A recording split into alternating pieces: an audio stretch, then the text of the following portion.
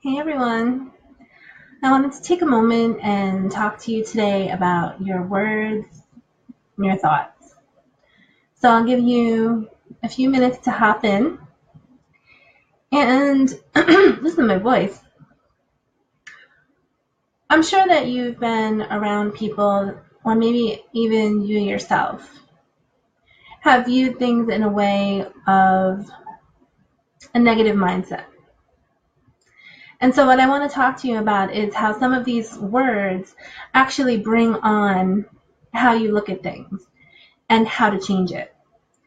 So let's give everybody some time to hop in, say hello, and then we'll get into the juicy stuff. How does that sound?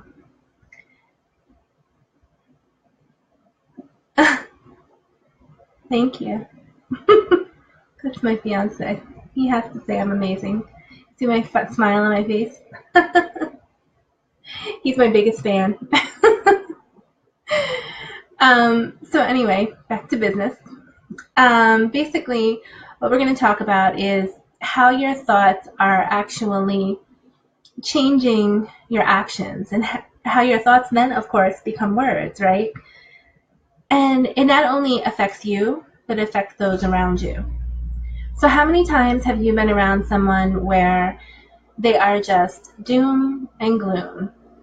The end of the world, they're miserable, they're complaining, they see everything as terrible, they think the world is against them, they see no hope, they think that nothing could ever go right, and it just goes on and on and on and on. How exhausting is it? Is that somebody you really want to spend time with? Are you doing this yourself? Have you caught yourself just going into a cycle of complaining and seeing everything as dim? There's some special words that you want to look out for, and there's things that come up in arguments, there's things that come up in everyday conversation, there's things that come up at work, and I'm going to give you some key words to look out for that if you understand the impact of using them, how it affects your mind on a subconscious level. For example, when you say I am, it's a definite answer. There is nothing that you are but that. So if you want to lose weight and you say I am fat, that's all that you are. You're nothing more. You can say that in such a different and loving way. I want to lose weight. I will lose weight when I lose weight. All of those things are positive things, right? But when you say I am, it just closes everything else off. And in your subconscious mind, you see nothing else but that. Have you ever been in a conversation with someone and you're in an argument and they say to you, you never blank, right? And you just want to like strangle them because when they say never, it just negated all the beautiful things that you've done for them. And they've minimized all the beauty and all the effort that you've put in before because they use that one word, never.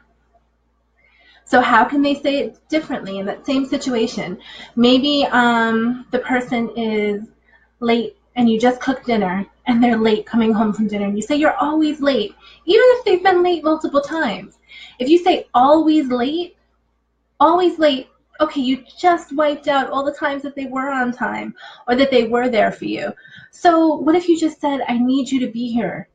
When I cook for you, I need you to be here, or it's important for you to share this time with me, instead of saying you're always late, because now you just negated any effort that they put in, and it makes them feel like, well, screw you, I'm not going to do it then, right? So sometimes little words can be such triggers that it can take something so small and turn it into this huge monstrosity for no reason at all. Think about maybe you had a bad day. You heard that somebody was saying something negative about you. And then you went to work and someone walked past you and didn't say hello that day. Oh, no one likes me. No, they were just going to the bathroom. But you turned it into the story because you're holding on to the last thing that happened, and now you're building onto it So now instead of just the one person that did something, now it's become nobody or everybody. And when you do isolating words like that, it negates what everyone else is doing. So the words that you want to really avoid are all encompassing. So if you say never, if you're saying always, think about in the context that you're using it. Even everyone always takes advantage of me. Is it true that everyone does that? Because if you're talking to someone and that person is a good person to you and you say everyone takes advantage of me, what does that say to the person in front of you who actually is a true friend and is listening to you and is respecting you and has never done anything negative to take advantage of you? When you say everyone, you're including them. So if you said instead, I feel like sometimes people take advantage of me. Be realistic on what you're saying. So if you make a list of some of these words and be aware of them, after you use it, step back and then notice what the reality is. So you have the story of what you're saying. So yeah, you're pissed off and you said it, but correct yourself, self-correct. So if you're using any of these words on the list, always, never, everyone, no one, anything that's grouping people together, then sit down for a moment and think about it. And what's the real story, right? So take it from the big story and bring it down to what it really actually is, because chances are it's not no one, it's not everyone, it's probably two people, right? So take it down to what it is, make it realistic, and then move on. Because when you hold on to something and you're saying, everybody this, no one this, all it's doing is just stirring up more of that energy, and it's not true. So be really careful of those words. Write those words down.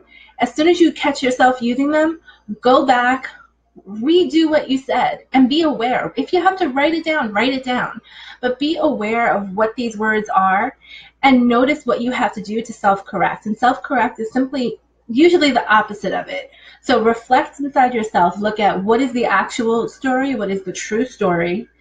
Maybe it's two people, maybe it's one person, maybe it's one time, depending on what the word is that is your fallback. Everybody has a fallback or a default.